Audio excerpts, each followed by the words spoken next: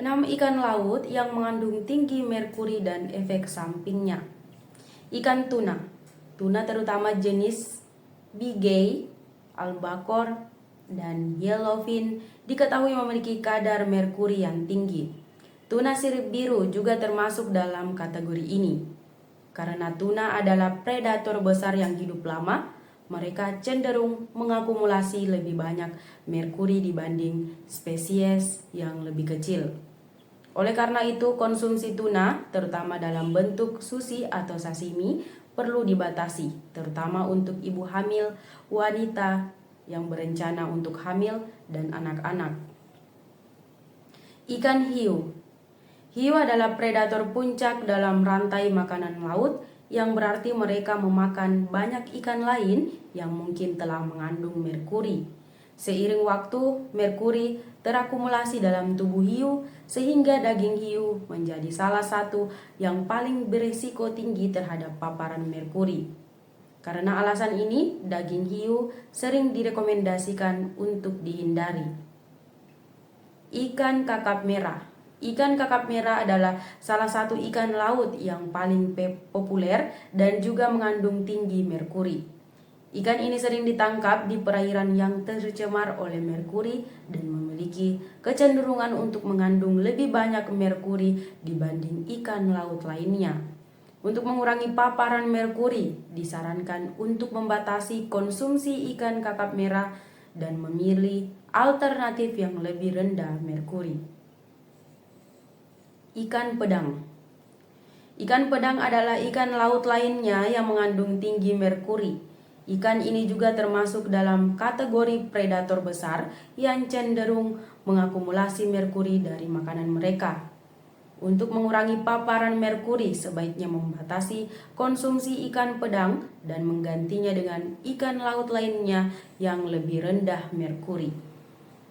Ikan paus. Ikan paus, terutama paus biru, merupakan salah satu ikan laut yang paling terkenal karena mengandung tinggi merkuri. Hal ini karena paus biru adalah salah satu predator terbesar di laut dan dapat hidup hingga 80 tahun sehingga mereka mengakumulasi merkuri sepanjang hidup mereka. Karena itu, konsumsi daging ikan paus harus dihindari untuk mengurangi resiko paparan merkuri. Ikan swordfish. Ikan swordfish adalah ikan laut yang mengandung tinggi merkuri lainnya yang harus dihindari karena ikan lainnya yang disebut di atas. Swordfish adalah predator besar yang mengakumulasi merkuri dari makanan mereka. Untuk mengurangi paparan merkuri, sebaiknya menghindari konsumsi ikan swordfish dan memilih alternatif yang lebih rendah merkuri. Cuka apel kini menjadi salah satu solusi alami yang banyak dipilih oleh wanita untuk menjaga kesehatan kulit dan rambut. Selain dapat menyehatkan kulit dan rambut, cuka apel juga memiliki manfaat lain seperti menurunkan berat badan dan menjaga keseimbangan hormon. Meskipun demikian, penggunaan cuka apel juga harus dilakukan dengan bijak dan tidak berlebihan. Karena sifatnya yang asam, penggunaan cuka apel yang tidak tepat dapat menyebabkan iritasi pada kulit. Oleh karena itu, penting untuk mengikuti aturan penggunaan yang tepat.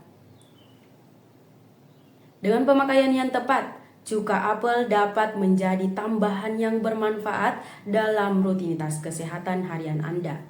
Selain itu, cuka jenis ini juga telah digunakan selama berabad-abad sebagai obat tradisional untuk berbagai kondisi kesehatan. Menurut WebMD, ada 8 manfaat cuka apel untuk wanita yang jarang diketahui. Pertama, cuka apel dapat menyehatkan kulit karena memiliki sifat antibakteri dan anti jamur. Selain itu, cuka apel juga dapat digunakan sebagai toner alami yang membantu mengecilkan pori-pori dan memberikan kulit tampilan yang lebih halus. Kedua, cuka apel juga dapat menyehatkan rambut karena sifat asamnya dapat menutup kutikula rambut dan mengurangi ketombe. Untuk hasil yang optimal, gunakan cuka apel sebagai bilasan akhir setelah keramas sebanyak 1 atau 2 kali seminggu. Wanita memahami bahwa diet dan olahraga sangat penting untuk kesehatan yang baik. Namun, seringkali mereka mengabaikan gejala kesehatan yang dapat mengindikasikan kondisi serius. Ada banyak gejala yang tidak boleh diabaikan wanita, seperti kelelahan kronis, kembung, pendarahan vagina tidak teratur, perubahan aneh pada payudara, perubahan berat badan yang tidak wajar, sakit kepala yang sering, perubahan siklus menstruasi, nyeri panggul yang tidak biasa, perubahan kulit yang mencurigakan, perubahan pada kuku, rambut, vagina, nyeri yang tidak biasa, kulit kepala, dan kaki. Jika mengalami gejala-gejala ini, segera konsultasikan dengan dokter untuk mendapatkan perawatan yang tepat. Perubahan berat badan yang tidak terkendali dapat menjadi tanda masalah kesehatan yang lebih serius. Jika Anda mengalami penurunan berat badan yang tidak disengaja, ini dapat menjadi tanda diabetes, hipertiroidisme, depresi, atau kanker. Sedangkan kenaikan berat badan yang tidak dapat dijelaskan dapat menjadi tanda hipotiroidisme, depresi, atau sindrom ovarim polikistik. Sakit kepala adalah masalah umum yang dapat diatasi dengan mudah. Namun, jika Anda mengalami sakit kepala yang sering, ini dapat menjadi tanda masalah kesehatan yang lebih serius. Sakit kepala yang terjadi setiap hari, sakit kepala yang disertai dengan muntah, atau sakit kepala yang tidak dapat diobati dengan obat biasa dapat menjadi tanda tumor otak, stroke, atau aneurisma. Siklus menstruasi yang tidak teratur dapat disebabkan oleh stres, diet yang buruk, atau olahraga yang berlebihan. Namun, jika Anda mengalami perubahan yang signifikan dalam siklus menstruasi, seperti menstruasi yang lebih sering atau lebih jarang dari biasanya, ini dapat menjadi tanda masalah kesehatan yang lebih serius, seperti sindrom ovarium polikistik atau gangguan tiroid. Dosen dari Fakultas Ilmu Keperawatan Universitas Indonesia telah melakukan kegiatan pengabdian kepada masyarakat yang didanai oleh Direktorat Pengabdian dan Pemberdayaan Masyarakat UI.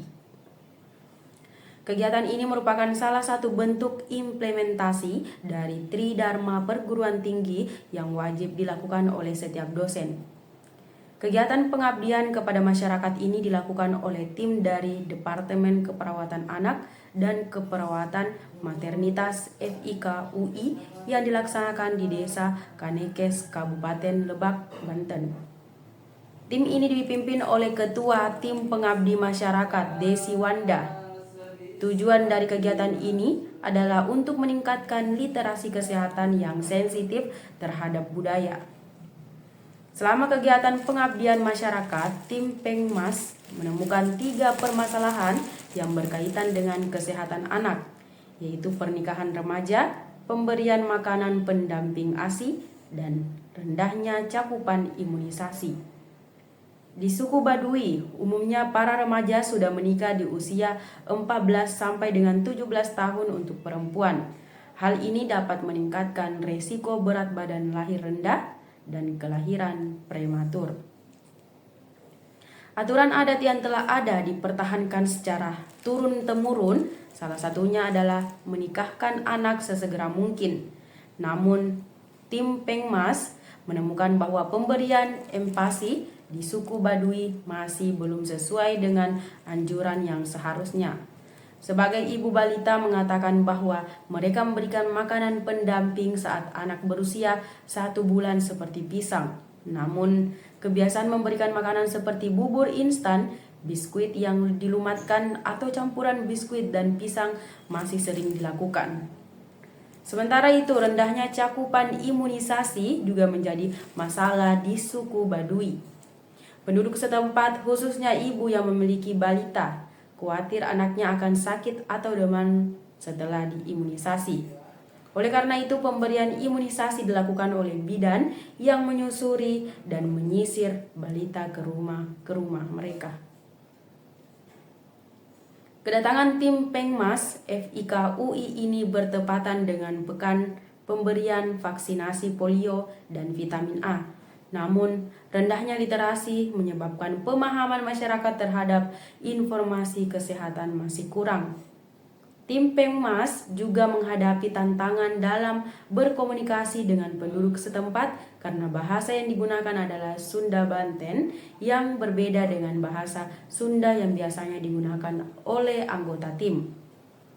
Penduduk setempat juga menghadapi kendala dalam mencari informasi kesehatan secara mandiri, baik itu karena akses yang sulit maupun kurangnya literasi. Oleh karena itu, tim Pengmas FIK UI berusaha untuk berkomunikasi dan memberikan edukasi dengan menggunakan bahasa yang dapat dipahami oleh penduduk setempat.